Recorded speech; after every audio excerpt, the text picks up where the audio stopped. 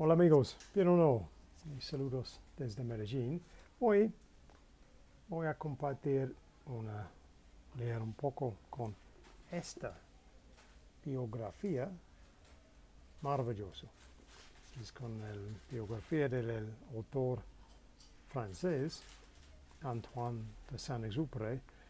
Ustedes pueden reconocer su libro más famoso, El Principito, pero esta biografía también es muy bien. Escribí por el escritor Paul Webster, pero muy buen estilo de la biografía, muy interesante. Yo quiero compartir un poquito de esta, solo que ustedes puedan tomar otra cosa para escuchar y entender un poco más con otra forma de expresión. Entonces, prologue. The last flight.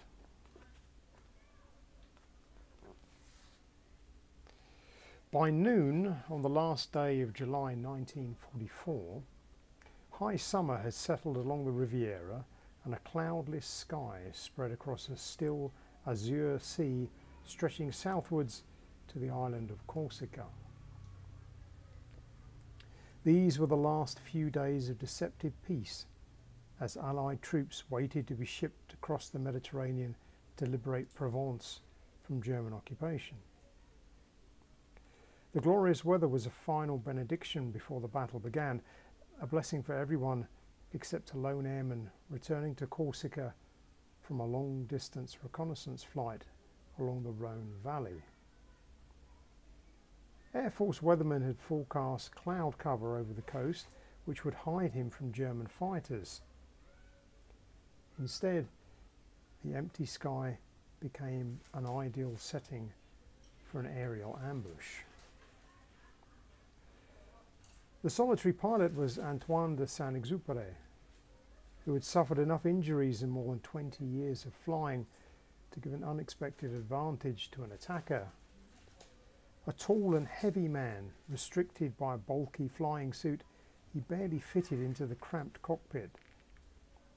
Old wounds made it painful to turn round and watch the dangerous skies and prevented him from using a parachute in an emergency.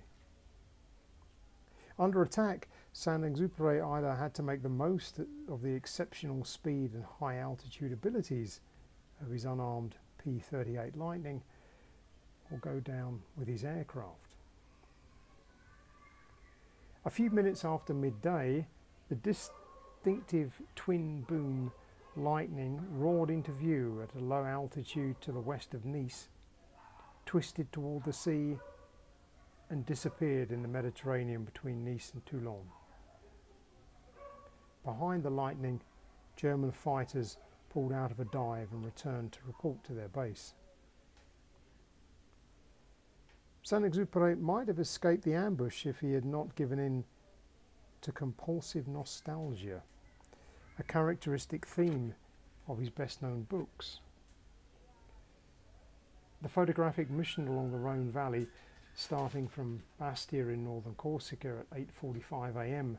on the 31st of July, took him east of Lyon and only 60 kilometers from the family castle at Saint-Maurice-de-les-Mines, which had provided the happiest moments of his childhood.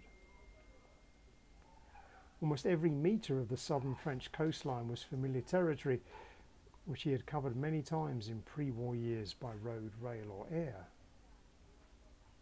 After a similar observation flight on the 29th of June, Saint-Exupéry had been reprimanded for deviating from his flight plan to overfly regions remembered from his childhood. The temptation to take another look at places he loved may also have proved irresistible on the 31st of July. There we go. That was a very nice introduction to what is a really very splendid biography of this very interesting author. So there we go. I thought I'd share that one with you for today, something a bit different. I hope you enjoy that. Déjenme saber en los comentarios, como siempre.